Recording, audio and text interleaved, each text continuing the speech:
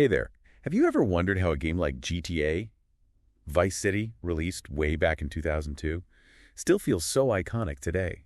I mean, video games have evolved so much since then. Yet Vice City still holds a special place in gaming history. Today, we're cracking the code and diving deep into the source material to understand why. Think of it like getting a behind-the-scenes look at what made this game so groundbreaking. And to guide us through the digital highways and neon-soaked back alleys of Vice City, we've got an expert riding shotgun. Welcome to the show. Your knowledge of Vice City is practically legendary. It's a passion for sure. Glad to be here. And I think you'll find this deep dive pretty fascinating. I'm ready to be fascinated. Now, for anyone who missed out on the PS2 era, Vice City was a game changer. We'd had GTA 3, which blew everyone away with its 3D open world. Yeah. But Vice City, it wasn't just a sequel. It was a whole different vibe. It's fascinating how Vice City built on GTA 3's foundation, but completely shifted the tone. It wasn't just the move from Liberty City to a fictional Miami, it was the whole aesthetic. We went from gritty realism to this vibrant, almost hyper-real world of 1980s excess. Okay, the 80s, we can't forget that.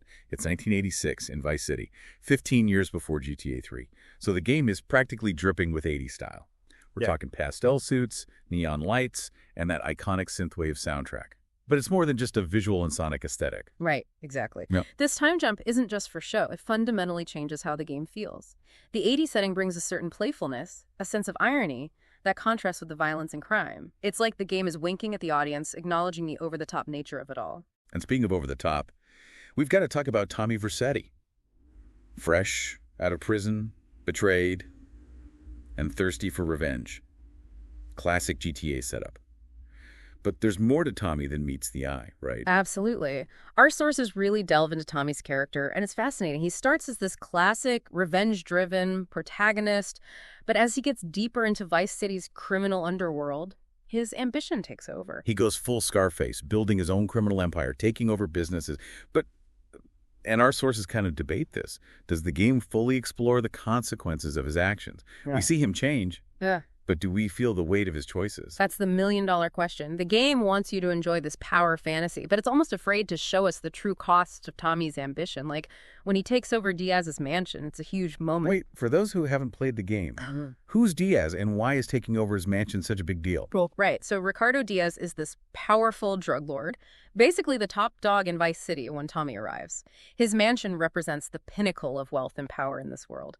When Tommy takes it, it's a symbolic changing of the guard, showcasing his rise to the top of the criminal food chain. The problem is it happens so fast. 1 minute he's working for Diaz, the next he's the kingpin.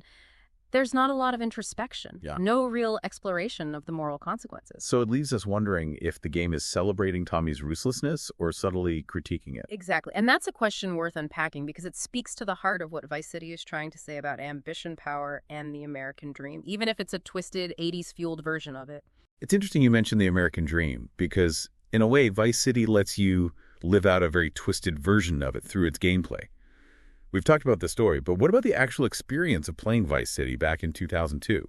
It was mind-blowing, right? Absolutely. The visuals for their time were incredible. The way the city was rendered, the use of color and light, it was like stepping into a Miami postcard, but with a neon-drenched, slightly dangerous edge. Right. Like they took that 80s Miami aesthetic and injected it with pure adrenaline.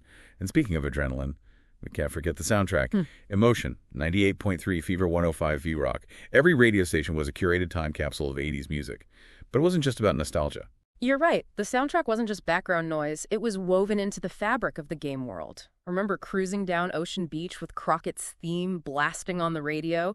Or the pulse-pounding intensity of a police chase with those iconic synth riffs? It's like the music wasn't just accompanying the action. It was amplifying it. It made those moments so much more cinematic. And the gameplay itself was no slouch either. Vice City took the foundation laid by GTA 3 and added so many cool new features. Motorcycles, a wider variety of weapons, the ability to duck and take cover. It felt like a huge leap forward. The motorcycles especially were a game changer. Suddenly navigating the sprawling city felt so much more freeing and exhilarating. Zipping through traffic, discovering hidden alleyways, it added a whole new layer to the experience. Totally. Though I have to admit, I spent a good chunk of my time driving those motorcycles straight into the ocean. And of course, Tommy Vercetti, hardened criminal mastermind, couldn't swim. It's kind of hilarious in retrospect. This small detail they brought over from GTA 3. It's those little quirks that give these games so much personality, and despite some of its rough edges, Like those notoriously difficult helicopter missions, Vice City just had this undeniable charm. The controls may have been a bit clunky at times, but it was all part of the experience. And let's be honest, those clunky controls often led to some of the most memorable and hilarious moments. Like that time I accidentally flew a helicopter into the side of a skyscraper because the controls felt like steering a shopping cart with a broken wheel. Exactly. It's those unexpected moments, the glitches, the emergent gameplay that make you realize how much freedom Vice City offered. You could follow the main story missions or just cause mayhem in the open world. It felt like anything could happen. Which brings us back to that idea of the American dream, albeit a slightly warped one.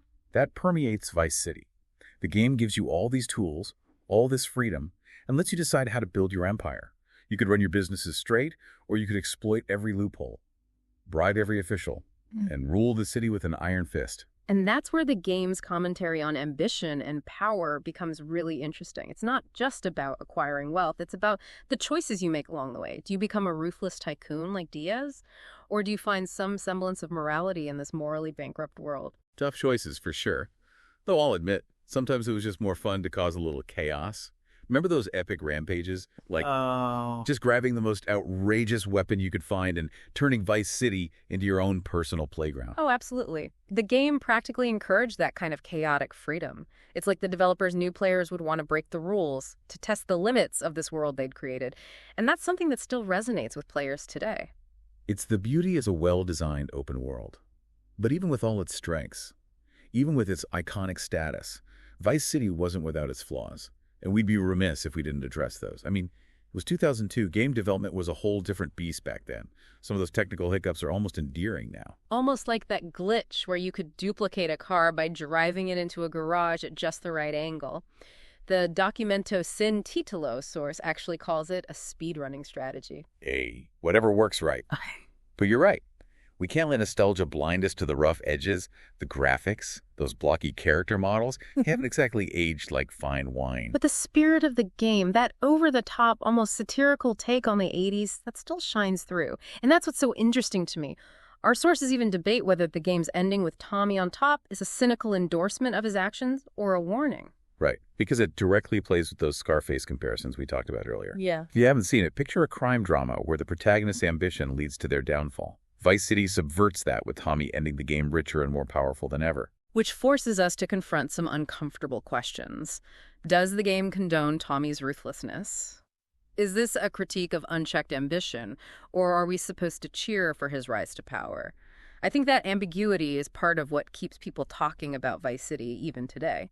It's like the game throws these big philosophical questions at you, wrapped in a neon-soaked package of fast cars and catchy music. Yeah. It doesn't give you easy answers. It makes you think. Precisely, and that's something that's often missing in today's gaming landscape. It's not that modern games can't be thought-provoking, but there was a certain rawness, a willingness to be provocative that defined that era. And Vice City was a masterclass of provocation. It pushed boundaries, for better or worse, and it left its mark on gaming history. But it also sparked these really interesting conversations about ambition power, the allure of excess. It's more than just a game. It's a cultural artifact. I couldn't agree more. It's a fascinating example of how a video game can be both a product of its time and a timeless commentary on human nature. So what does it all mean? Why is GTA, Vice City, still so relevant, so endlessly fascinating? I think it's because it tapped into something universal. That desire for freedom, for power, for a taste of the good life. Even if it means bending the rules a little, or maybe a lot. And to do it with style, with humor, with an unforgettable soundtrack that still makes you want to crank up the volume and cruise down Ocean Drive. It's a reminder that sometimes the most memorable experiences come from embracing the chaos, the glitches, the imperfection. And from asking the tough questions, even if those questions don't make sense. GTA, Vice City, a game that dared to be different, to be daring, and in doing so, cemented its legacy as a true icon. Now we want to hear from you. What are your thoughts on Vice City? Did you experience those glitches firsthand? Does it still hold up today? Hit us up on social media, let us know. And until next time, keep exploring those visions. You never know what fascinating insight you might encounter.